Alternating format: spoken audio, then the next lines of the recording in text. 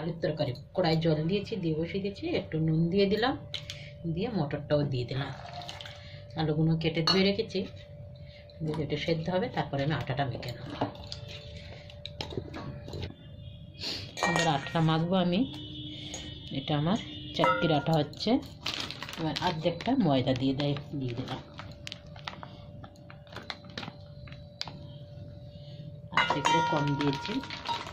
এবার আমি চিনি দিয়ে দেবো, এর মধ্যে 1.5 চামচ, একটু নুন দিয়ে দিলাম,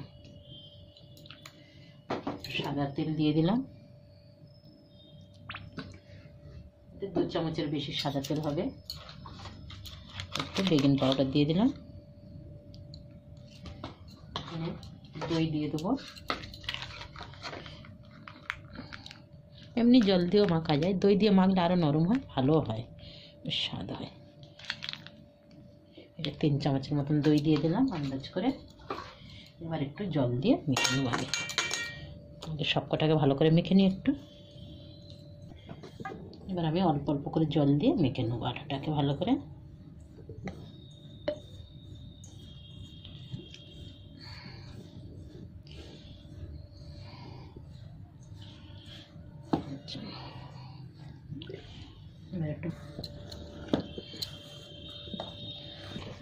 এখানে আটাটা আমার খুব ভালো মাখা হয়েছে।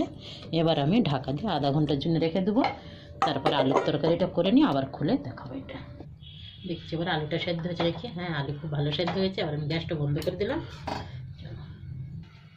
কড়াই দিয়ে দিলাম সাদা তেল, অল্পই তেল দিয়েছি।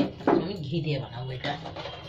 ঘিয়ে জমে এটার মতন শক্ত হয়ে গেছে, তার জন্যে এটাকে হাত দিয়ে বের করতে হবে। সাথে দিয়ে দিলাম 4টে লবঙ্গ, 1 টুকরো ডালচিনি, 1টা তেজপাতা, একটু গোটা জিরে, হিং। দাও ফটাফট। আমার 2 ক্যামেরাম্যান হেল্প করছে আমাকে, কিন্তু এখন হাতের কাছে কিছু আসেনি। দেখে রে মা, এটা গোটা জিরে এসেছে। এবার হিং দাও। এবার হিং দিলাম 1 চুটকি। এটা দিয়ে দিলাম একটু আদা বাটা।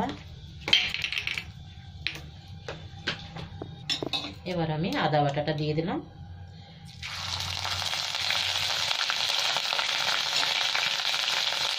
সাথে দিয়ে দিলাম জিরে পাউডার। এবার দেবো ধনে পাউডার।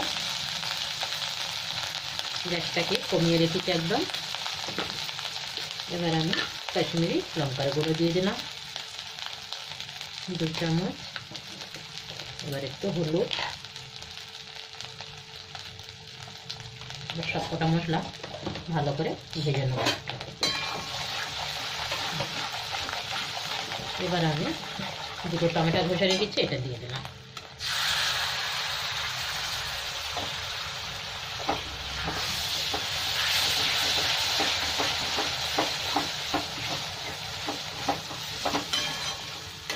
একটু ভালো করে ভেজে নেব। তারপরে আমি একটু নুন দেবো সাথে। এবার তেল ছাড়া নাগাদ আমি এটাকে মশলাটা ভালো করে ভাজতে থাকবো, যাতে কাঁচা গন্ধটাও চলে যায় টমেটোর, মশলাও খুব ভালো করে ভাজা হয়ে যায়।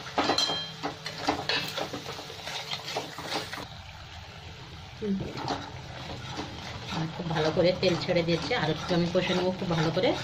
তারপরে আমি আলুটা মটরটা দিয়ে দেবো। আমি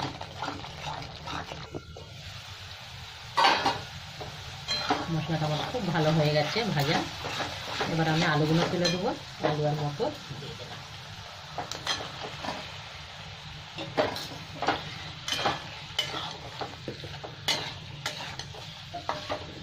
এটা আর জল দেবো নি, আমি এরকম নেড়ে ছেড়ে তুলে নেবো।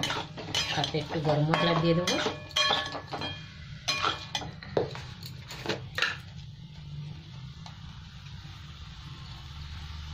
গরম মশলাটা দিয়ে দিলাম, একটু ভালো করে কষে নিয়ে একটু ঢাকা দেবো 2-3 মিনিটের জন্য।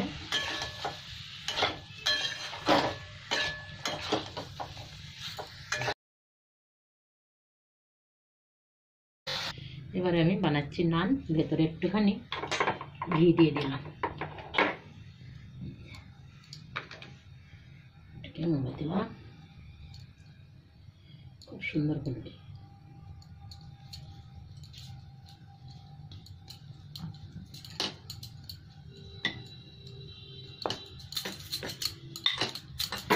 এবার ধনে পাতা দাও, হয়ে গেছে আমার এটা বেলা।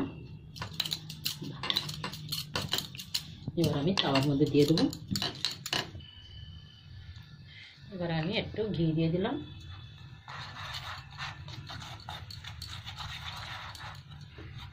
ঠান্ডার সময় তো ঘি এত শক্ত জমে যায়, তো ছাড়তেই জানা যায় না।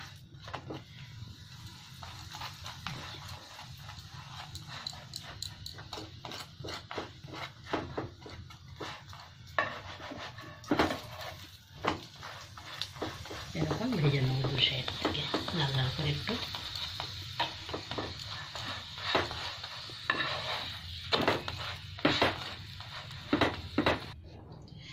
হয়ে গেছে নান, কত নরম হয়েছে আমার,